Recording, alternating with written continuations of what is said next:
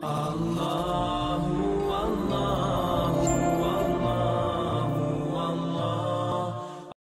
sebuah kaidah sederhana, kalau seseorang itu ingin panen pahala yang banyak.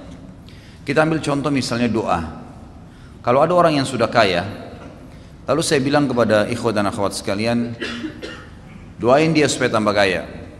Atau ada orang pintar, saya bilang doain dia supaya tambah pintar. Ada orang punya kelebihan fisik, gagah atau cantik, saya katakan doain supaya dia tambah gagah, yang satunya tambah cantik. Kira-kira akan muncul pertanyaan apa dari antum kalau belum tahu? Antum akan mengatakan, untuk apa Ustaz? Orang sudah kaya didoain supaya kaya lagi untuk apa? Bukan lebih baik orang miskin yang didoain gitu. Atau orang gagah dan cantik, atau orang yang pintar, bukankah lebih baik orang bodoh yang didoain supaya pintar? Atau ya orang yang memiliki kekurangan fisik dimintain dan doa sama Allah supaya jadi gagah dan cantik? Maka saya katakan memang boleh saja orang yang jelek diminta jadi gagah, orang yang miskin jadi kaya, bisa saja. Tapi yang penting intinya mendoakan orang yang sudah punya kelebihan agar Allah lebihkan lagi. Sebenarnya secara syariat kita sedang mendoakan diri kita kepada Allah Subhanahu wa taala. Karena Nabi SAW telah bersabda dalam hadis, kalau seandainya seseorang mendoakan saudaranya muslim apa saja kebaikan, ya Allah berkahi kekayaannya, ya Allah berkahi kegagahannya, kecantikannya, kepintarannya, tambahkan buat dia Allah, maka malaikat di atas kepalanya berkata, walaka mithluhu, kau akan dapat sama, kau akan dapat sama. Jadi sebenarnya kita sedang mendoakan diri kita. Karunia dari Allah Subhanahu wa taala, Allah meminta kita agar tidak cemburu dengan orang, tapi kita malah mendoakan kebaikan. Ternyata itu kata kuncinya agar kita mendapatkan apa yang dimiliki oleh orang itu. Seperti itu kurang lebih. Jadi jangan dibalik, jangan malah hasud, jangan malah jengkel, iri, dengki dengan orang yang punya kelebihan. Tidak, doain dia, gitu kan? Doain dia. Begitu pula sebaliknya, jangan doain orang keburukan. Benci dengan tetangga, ya Allah matikan. Malaikat bilang apa di atas kepalanya? Walaka mithluhu walaka mithlu, kau dapat sama, kau dapat sama, gitu kan? Loh iya, bisa dia mati duluan sebelum tetangganya, kan gitu. Jangan doain keburukan orang lain. Dan dalam Islam selalu disuruh hati kita bersih, selalu niat yang baik lah ya, enak saja hidupnya. Kalau ada orang berbuat jahat dengan kita, lalu kita doakan untuk dia kehancuran, ghibah, fitnah, ngambil hak kita, ya Allah matikan dia, putuskan urat sarafnya.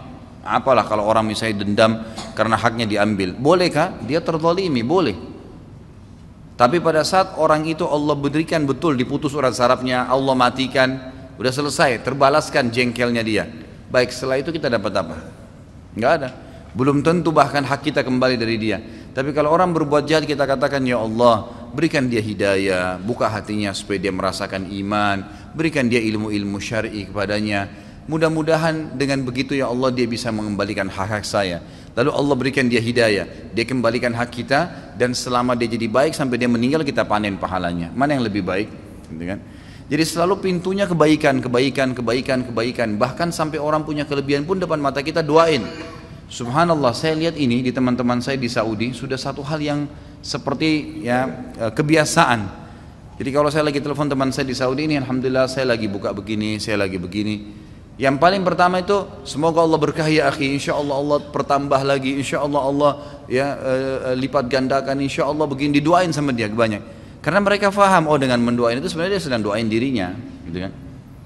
Hampir semua subhanallah kalau saya temuin, bahkan sudah menjadi kebiasaan dulu di kampus, teman-teman saya di luar kampus kalau ketemu salaman, bagaimana keluarga inti? Oh baik semua alhamdulillah, insya Allah Allah berkahi keturunan itu jadi orang soleh, didoain temannya sebelum pisah, awal ketemu. Itu satu hal yang biasa gitu. Karena mereka faham, mereka sedang mendoakan diri mereka sendiri.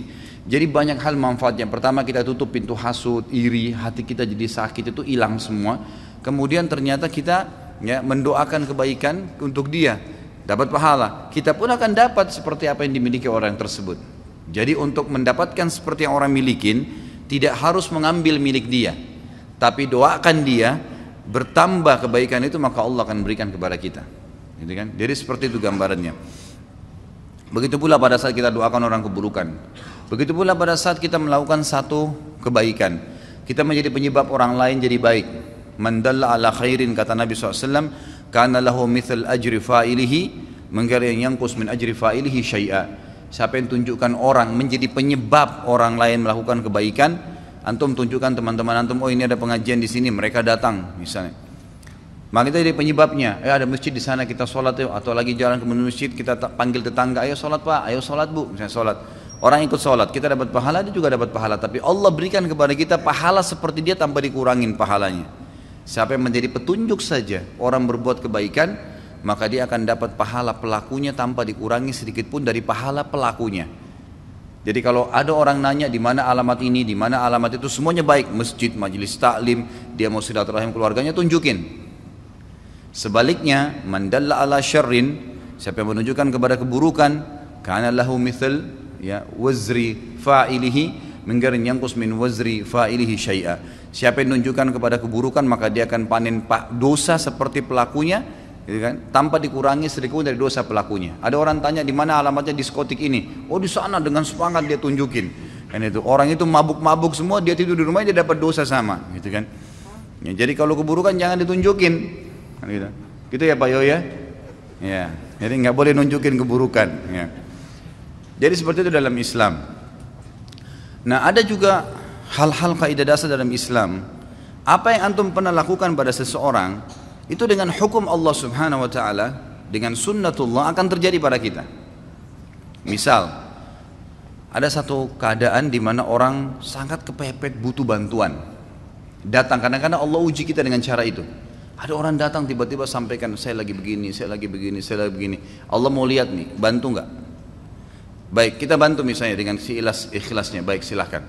Pastikan ikhwas kalian dan akhwat, satu waktu Allah akan membuktikan kebenaran sunnahnya, hukumnya. Nanti akan datang waktu antum kepepet sekali dan akan ada orang yang bantu antum. Nabi SAW mengatakan, kama tadinu tudan, sebagaimana kau memperlakukan orang lain, kau akan diperlakukan. Apapun sifatnya, gitu kan? Dalam sabda Nabi SAW yang lain apa? Jagalah kehormatan kemaluan kalian, Allah akan jaga kehormatan kemaluan pasangan kalian. Sucikan diri kita, istri kita dijaga oleh Allah Subhanahu wa taala. Kita selingkuh di sana, ini juga selingkuh. Harus hati-hati. Ya, dan berbaktilah kepada kedua orang tua kalian, Allah akan membuat anak-anak kalian bakti dengan kalian. Kata kuncinya itu. Ternyata sebagaimana kita memperlakukan seseorang, apa yang kita lakukan, Allah akan balas dengan hal yang sama. Tadi itu contoh kebaikan, gitu kan? Menjaga kemaluan dari yang haram, bakti dengan orang tua, bersedekah, kebaikan-kebaikan yang kita kerjakan. Nanti akan datang waktu Allah buktikan tuh, kita butuh dan Allah bantu.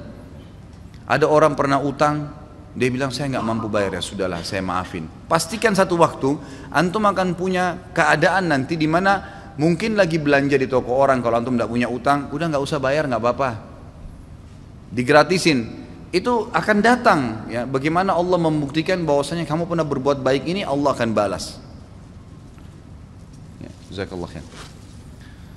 Kalau ada orang sebaliknya, kita berbuat keburukan, kita pernah mencemar namanya orang lain, kita pernah mengambil haknya orang lain, kita pernah iri dengan orang lain, maka pasti akan terjadi hal yang sama. Akan datang orang lain iri juga dengan dia. Akan datang satu waktu, mungkin bukan pada saat itu, tapi akan terjadi dalam kehidupannya. Allah akan buktikan itu. Siapa yang merusak namanya orang lain, seperti itu. Apa saja perilaku yang kita pernah kerjakan pada seseorang, baik atau buruk, akan terjadi hal yang sama. Hadis Nabi SAW tadi saya bilang, kama tadinu tudan, sebagaimana kau memperlakukan orang lain, kau akan dibalas hal yang sama. Dalam hadis yang lain dikatakan, al-jaza min jinsil amal, balasan akan datang sesuai dengan perilaku atau perbuatan seseorang. Dan ini jelas sekali. Baik, Imam Az-Zahabi mengangkat hadis ya di sini, hadis riwayat Hakim ya, dengan sanad yang sahih dalam Kitabul Ilm. Dan juga ini Imam Az-Zahabi mensahihkannya. Man akala bi muslimin aklatan at'amahu Allahu biha aklatan min nari yaumal qiyamah. Barang siapa yang memakan harta seorang muslim, niscaya Allah akan memberinya makan disebabkan dari perbuatannya tadi dari api neraka pada hari kiamat. Wa man aqama bi muslimin maqama sum'atin, dan barang siapa yang meletakkan seorang muslim pada kedudukan sum'ah. Sum'ah itu memaksanya pada keadaan hanya dia malu, dipermalukan di depan umum. Ya. Akamahullahu yaumal qiyamati maqama riya'in wa sum'ah. Allah pun nanti akan meletakkan tadi si pelaku itu pada kedudukan riya dan sum'ah pada hari kiamat. Dia juga akan dipermalukan di hari kiamat. Dia juga akan diperlakukan pada hari kiamat. Wa man iktasa bi muslimin thawban kasahu Allahu thawban min narin yaumal qiyamah. Barang siapa yang memakai baju seorang muslim, mengambilnya bukan hak dia, maka Allah akan mengenakannya baju dari neraka pada hari kiamat. Riwayatkan Al-Hakim. Kata para ulama, ini adalah pelengkap daripada siksaan bagi seseorang yang tidak sempat taubat di dunia. Kalau di dunia akan datang kepada dia cobaan-cobaan tadi. Dia pernah mencuri, akan dicuri juga dari dia, gitu kan? Dia beli HP tapi uang curian, pasti HP-nya hilang, dicuri juga sama orang lain. Gitu kan? Seperti itu. Dia makan makanan haram, dia nggak sadar, dia pikir dia berhasil, ternyata perutnya akan jadi bermasalah dan sakit. Banyak hal yang datang di dunia. Itu dia taubat atau tidak taubat akan datang konsekuensi di dunia. Kalau dia tidak taubat lebih berat lagi, karena di akhirat Allah akan berikan balasan yang setimpal dengan perbuatannya tadi. Dia merusak namanya orang lain, dirusak juga namanya hari kiamat, dipermalukan juga. Dia mau ngambil makan bajunya orang lain, dia juga akan diberikan baju dari api neraka hari kiamat. Jadi begitu terus. Ada contoh hadis waktu kita bahas tentang masalah minuman keras, bab khamr, minuman keras haram. Dosa besar awal-awal ya. Apa kata Nabi SAW? Siapa yang minum khamar di dunia, tidak sempat taubat sebelum meninggal, dia tidak akan meminumnya di akhirat. Balasannya ada, gitu kan? Kenapa dikatakan di akhirat? Karena di surga itu ada 4 sungai. Dalam surah Muhammad disebutkan. Salah satunya adalah sungai khamar. Sungai khamar, memang arak itu ada sungainya, tapi tidak memabukkan lagi di surga. Bahkan Allah SWT mengatakan wa khamrin ladzatin lisyaribin. Dan khamr di surga nanti itu sangat lezat untuk diminum, gitu kan? Di sini sabda Nabi SAW, siapa yang minum khamr di dunia, dia tidak akan meminumnya di akhirat. Larangan Allah dilanggar sama dia, dia tidak sempat taubat sebelum meninggal, walaupun masuk surga kata ulama, di surga dia nggak minum. Dapat fasilitas yang semuanya yang ada, tapi yang ini tidak boleh, dia terharamkan. Mirip juga hadis yang sama, kata Nabi SAW tentang sutra dan emas bagi laki-laki kan? Waktu beliau angkat sutra dan emas, beliau mengatakan inna hadani haramun ala dzukuri ummati. 2 benda ini haram bagi laki-laki umatku. Lalu beliau mengatakan bagi laki-laki siapa yang memakainya di dunia, emas dan sutra tadi, maka dia tidak akan memakainya di akhirat. Maksudnya kalau dia meninggal tidak sempat tobat di dunia, maka dia terharamkan dari baju sutra di surga, dan juga dia tidak bisa menggunakan perhiasan dari emas yang memang dasarnya tembok-tembok rumahnya orang istana surga itu dari emas. Dia akan kehilangan masalah itu. Jadi begitulah sunnatullah yang harus difahamin, bahwasanya ada sebuah sistem yang pasti akan datang. Kalau kita faham ikhwan dan akhwat sekalian, setiap kali kita mau mengeluarkan satu kalimat ghibah atau fitnah, akan datang hukuman yang sama kepada kita. Pastikan antum tidak akan mau buat dosa itu.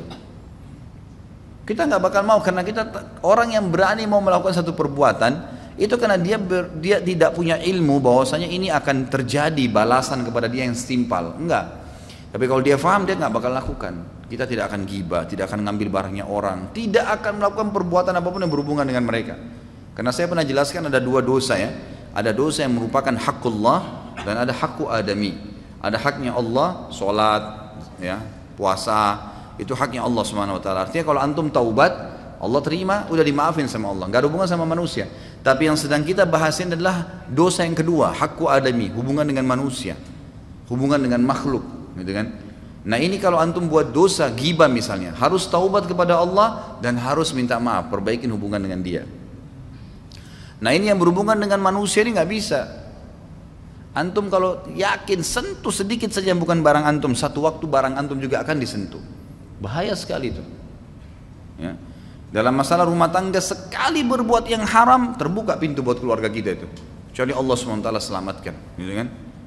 Maka kalau orang tahu pada saat dia berzina, ternyata terbuka pintu bahaya buat istrinya di rumah, dia nggak berani zina itu.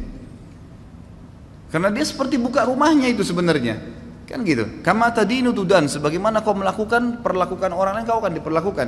Bukankah seorang sahabat datang kepada Nabi SAW mengatakan, ya Rasulullah, saya siap jalankan semua syariat kecuali satu, izinkan saya berzina. Itu aja, saya nggak bisa tahan fitnah perempuan. Nabi SAW menghadap ke wajahnya berkata, kau mau nggak kalau ibumu dizinai orang lain? Dia bilang tidak ya Rasulullah. Baik, Saudarimu, mau nggak? Enggak. Anakmu? Enggak. Tantemu? Enggak. Artinya kalau kita lihat ibu kita sedang diganggu oleh laki-laki untuk dizinai, mau nggak kita lihat? Tentu kita nggak mau.